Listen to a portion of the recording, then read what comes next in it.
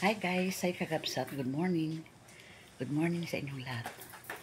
Eto guys, naisalansan na ni Papa Raul yung mga ipapang gamit. Kasi kay EJ yung mga yan eh. Lalagay si Papa Raul ngayon ng kurtina para matakpan yan. Tapos dito na ang aking magiging study room para sa Bible.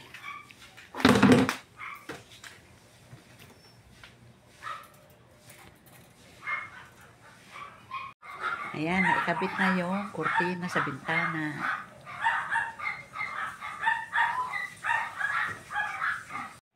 Ayan, nalagyan na ng kurtina yung pintuan, saka yung bintana. Saka yan, hinarangan na lang ganyan. Ayan.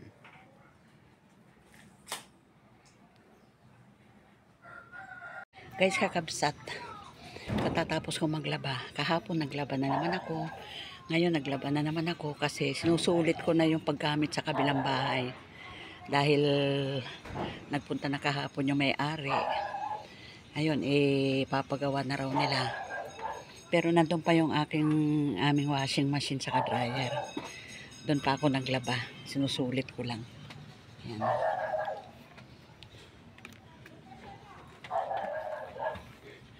At ito naman, ginagawa ni Papa Raul.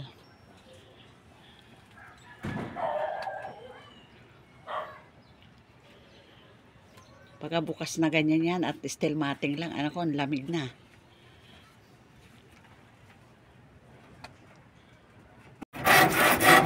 Guys, kakapsat. Lalagyan ni Papa Raul ng grills na bakal. Kinuha niya yung nasa kusina, yung nasa kisame dati. Yun nandun. Hindi naman na para may liwanag sa kusina. Pero ngayon, nasahigan na ngayon pinakataas. Kaya kinuha niya na lang para mailagay dyan. Ayan, naikabit na.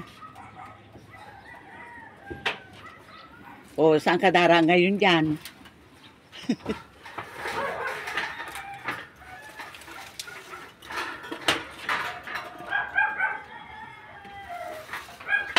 Ano, kunin ko yung halaman? Bawasan ko?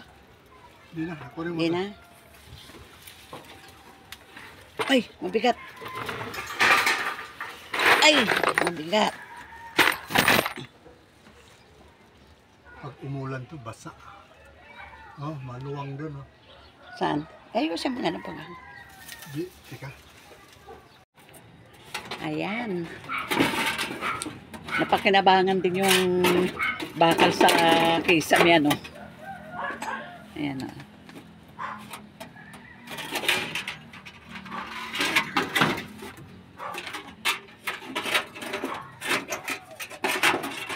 Ayan, tapos na talaga. At nailagay pa ni Papa Raul yung kortina. Ayan. Ayan.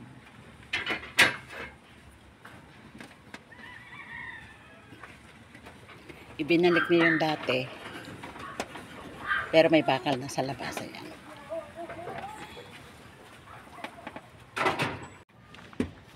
At yan, dalawang jar na yan. Ilalagay ko sa kabilang bahay.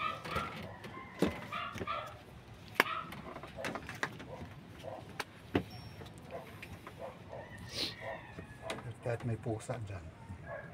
Makalusot ang pusa dyan. Dito lang sa harap, ikot. Hindi ko na ilalagay sa kabilang bahay. Dito ko na lang nilalagay. Ayan.